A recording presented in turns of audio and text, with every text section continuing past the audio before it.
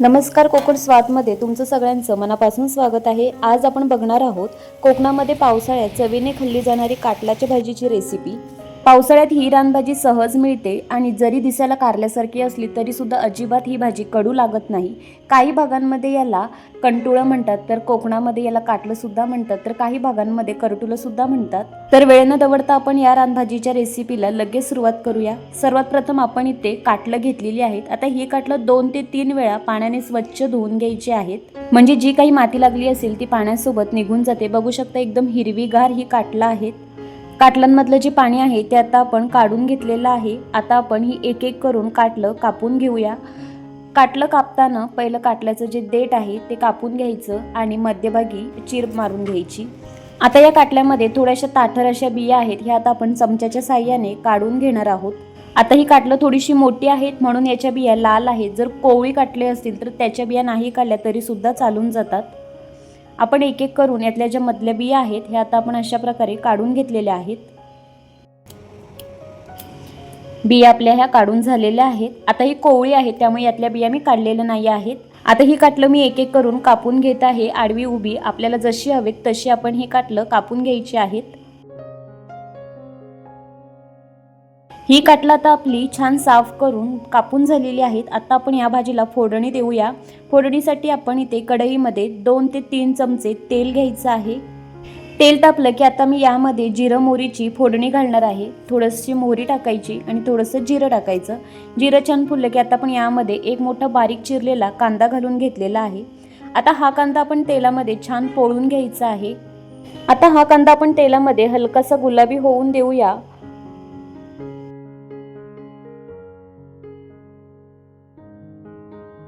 बघू शकता कांदा आपला आता हा तेलामध्ये हलकासा परतून झालेला आहे। आता आपण यामध्ये आलं, लसूण, कोथिंबीर आणि हिरवी मिरचीची पेस्ट घातलेली आहे। इथे मी 1 चमचा घालून घेतलेला आहे।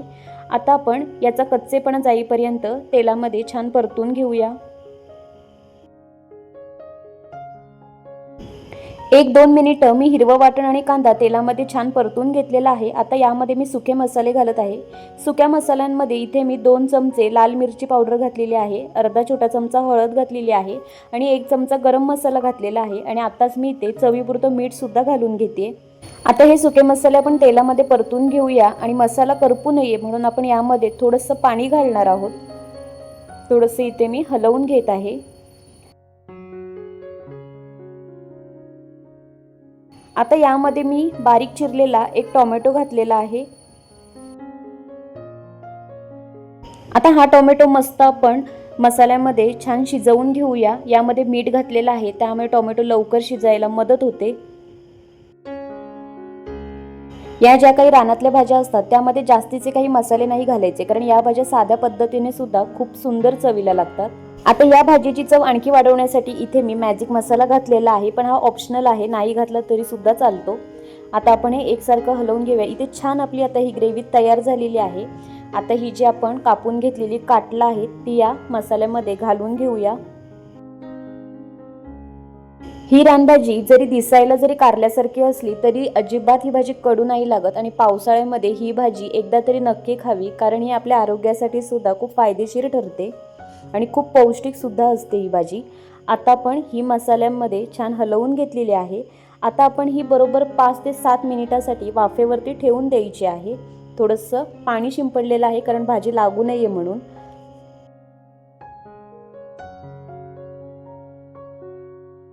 5 ते 7 मिनिटानंतर भाजीला छान वाफ धरलेली आहे। आता आपण झाकण काढून घेऊया।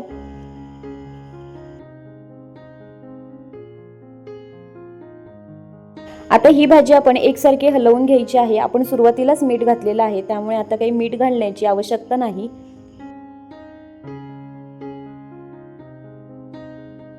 भाजी ही आता आपली एकसारखी करून झाली की आता आपण यामध्ये दाण्याचं कूट घालणार आहोत। दाण्याच्या कुटाच्या ऐवजी इथे आपण ओलं किसलेलं खोबरं सुद्धा घालू शकतो। इथून बारीक हिरवी चिरलेली कोथिंबीर घालायची, म्हणजे भाजीची आणखी चव वाढते। आता आपण हे थोडंसं वर खाली करून घेऊया, झाकण ठेवूया आणि 2 मिनिटं वाफ काढून गॅस बंद करायचा आहे।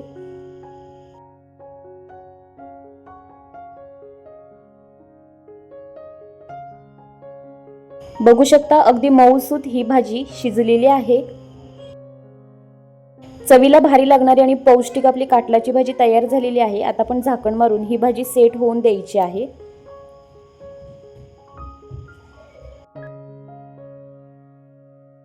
ही आरोग्यदायी आणि पौष्टिक काटलाची भाजी आता आपण डिशमध्ये सर्व करून घेऊया। ही रानभाजी आपण गरमागरम तांदळाच्या, ज्वारीच्या किंवा बाजरीच्या भाकरीसोबत सुद्धा खायला एक नंबर लागते किंवा वाफळत्या भातासोबत सुद्धा खायला खूप चविष्ट लागते। तुम्ही सुद्धा ही रेसिपी नक्की ट्राय करा, काटलाची भाजी नक्की करून बघा। आणि ही रेसिपी जर तुम्हाला आवडली असेल तर रेसिपीला लाईक करा, शेअर करा आणि सबस्क्राईब करायला विसरू नका। पुन्हा भेटूया अशाच नवीन व्हिडिओमध्ये, तोपर्यंत धन्यवाद।